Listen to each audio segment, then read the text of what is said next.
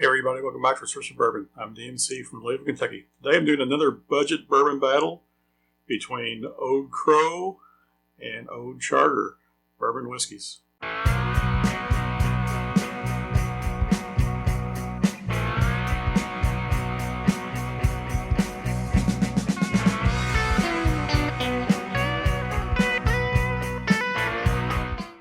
Alright, so today both of these truly do believe would be considered bottom shelf bourbons. So we're going to do this bottom shelf bourbon battle. The Old Crow that I'm pouring here is currently a Jim Beam product.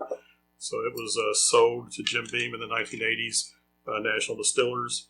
They dropped the original mash bill and all that, and as far as I know, this is actually Jim Beam's mash bill, just aged in the Old Crow warehouses, and it's also only age stated at 3 years old. So Old Charter here is a Sazerac product.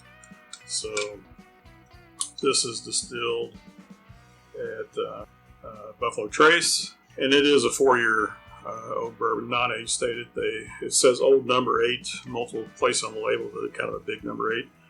Years ago it was age stated at 8 years old, but catch a lot of flack when they drop an age statement and still put a number on the barrel that says like old number or whatever. So it says old number 8, not 8 years old. So they're both 80 proof, and we basically have a 3-year 80 proof bourbon from Jim Beam and a 4-year 80 proof bourbon from Sazerac out of Buffalo Trace. So, all right, the Old Crow, surprisingly fruity on the nose, honestly. So,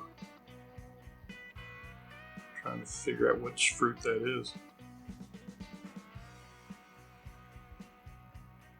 Almost like a potpourri of fruits, like a fruit salad or something. So, interesting. So, and maybe it is an apple orchard type fruit. Nose. So, on the Old Charter, also fruity on the nose. Not as fruity though. Actually getting some vanilla and some oak on that one too. So yeah, interesting. Like I say, both of these I would say are bottom shelf. Around here in Kentucky, I should have kept close tabs on how much I paid for these, but I didn't. But I can't imagine that either one of these was more than $10 or $12. So I would guess and right in that ballpark, $10 or $12 for these bottles. So I'm getting some more of the corn and oak notes on this one now, so more similar to a Jim Beam nose. That fruit just surprised me there at the beginning. So, and this one is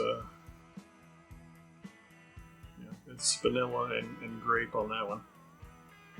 I'll still say some apple on this one though. So they're both a little more fruity than I expected. Let's go in and give them a taste. I'm not going to do this blind, so this is the Old Crow. Cheers.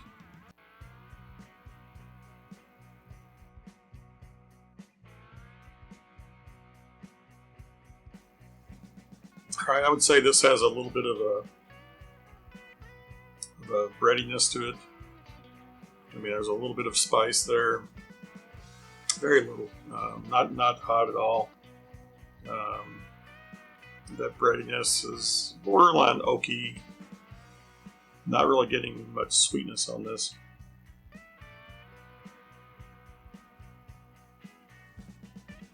Tiny amount of sweetness, but it's not a fruit. There's no fruitiness there. The nose has a little fruitiness, but some corn sweetness. But yeah, basic sip there.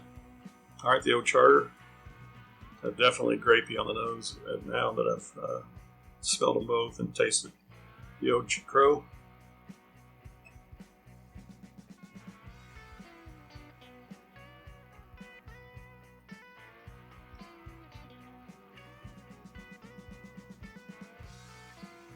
Not a lot of flavor there. I didn't get any spice on the second sip.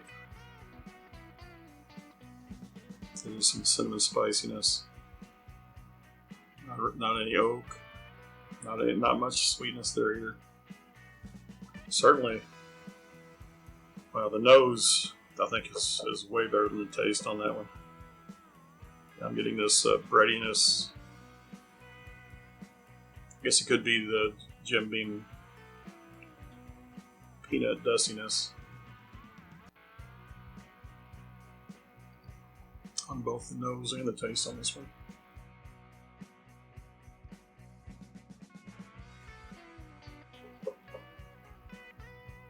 Yeah, that one's a good sip. It's very, very basic. I mean, these are both bottom shelf bottles, so they could definitely do in a pinch. I don't know how they do with mixers. If I was just doing something like Sprite or ginger ale with this, it'd probably be perfectly fine. In either cocktail, though, I would hesitate. So, I like the grape on this nose. No. Well, this is going to be tough to call, with this being a budget bourbon battle. The nose goes to the Old Charter. I like the grapiness on that nose. I think the taste goes to the Old Crow. I think it has more finish also. So I'm going to call Old Crow the winner of this budget bourbon battle. It beats out the Old Charter on the taste and the finish. I think I give the aroma to the Old Charter. This one had a good aroma at first, but after the Old Charter, going with the Old Charter, it kind of fell by the wayside. So Old Crow wins this bourbon budget battle. All right, I hope you liked what you saw here. Hit that like button. Leave some comments down below if you ever tried any of these, if you see them or not. Hit that subscribe button. It really helps the channel. Really appreciate that. Remember, everybody, all bourbon is whiskey, but all whiskey is not bourbon. The best bourbon comes from Kentucky. Cheers.